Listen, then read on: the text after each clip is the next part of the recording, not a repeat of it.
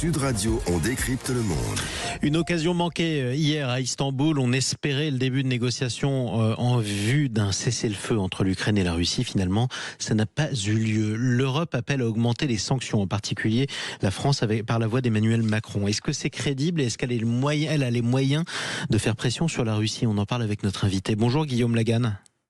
Bonjour. Bienvenue sur Sud Radio. Merci. Vous êtes spécialiste des relations internationales, maître de conférences à Sciences Po et auteur de ce livre, notamment Questions internationales en fiche. C'est toujours pratique, ça. C'est publié aux éditions Ellipse, absolument. Est-ce que la France et les autres pays d'Europe ont vraiment des moyens de pression sur la Russie pour lui faire accélérer le processus vers un cessez-le-feu? Dès l'Europe, elle a adopté cette semaine un 17e paquet de sanctions économiques qui vise la flotte fantôme. Vous savez, ce sont ces bateaux qui transportent le pétrole russe à travers la Baltique vers ceux qui leur achètent le pétrole, comme l'Inde ou la Chine. Donc maintenant, ces sanctions, ces bateaux seront sanctionnés. L'Europe, elle a déjà beaucoup sanctionné la Russie sur le plan économique et pourtant celle-ci, elle continue son effort de guerre.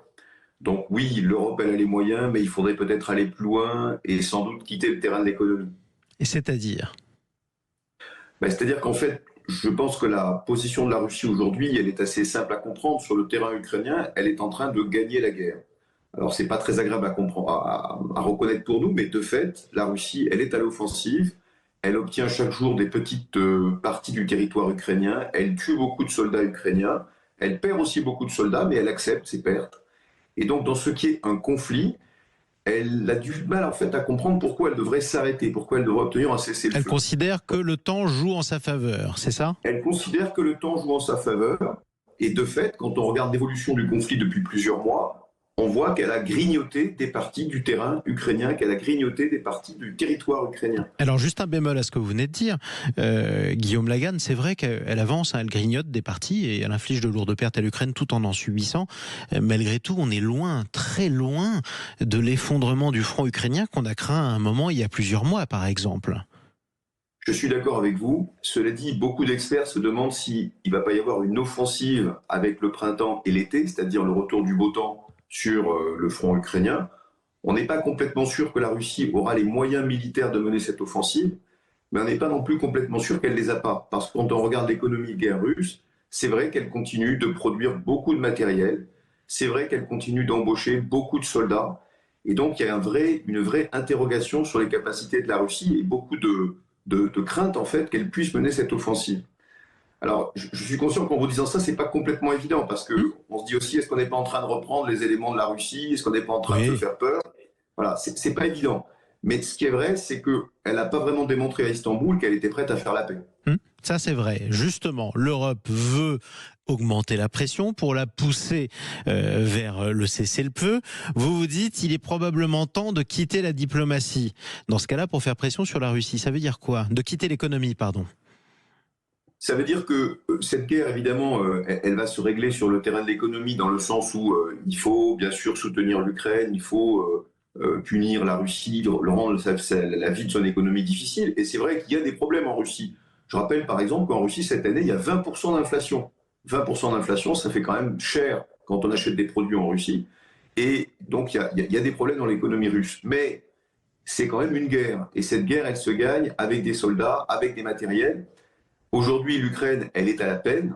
Donc, je pense que renforcer le soutien militaire à l'Ukraine sera peut-être un outil plus efficace si on veut convaincre les Russes qui ne pourront pas gagner cette guerre sur le plan militaire. Et donc, renforcer le soutien militaire, ça voudrait dire quoi? Donner plus d'équipements, par exemple?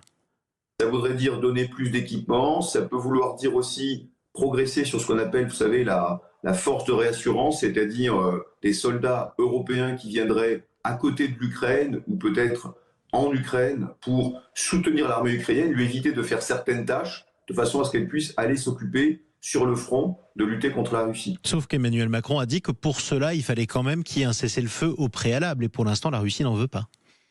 C'est la position qu'a Emmanuel Macron aujourd'hui, parce qu'on sait que les Européens, et c'est bien compréhensible, personne n'a envie de s'impliquer dans le conflit ukrainien. La difficulté, c'est que elle, la Russie, de son côté, ses alliés la soutiennent directement. Rappelez-vous, il y a des milliers de soldats nord-coréens qui sont venus à son secours pour reconquérir la région de Koursk.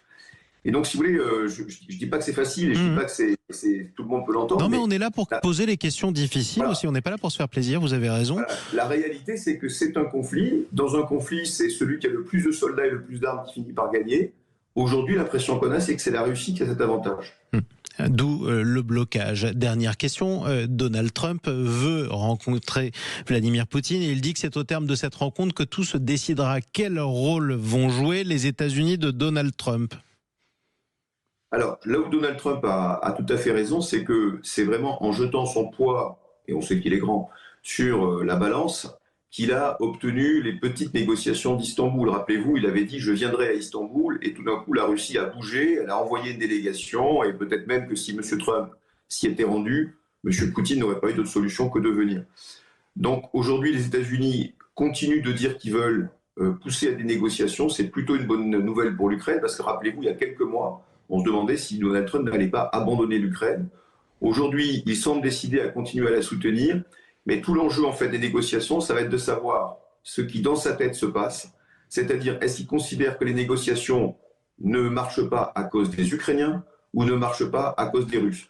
Là, à ce stade aujourd'hui, on a plutôt l'impression qu'il considère que c'est Vladimir Poutine qui est responsable de l'échec des négociations.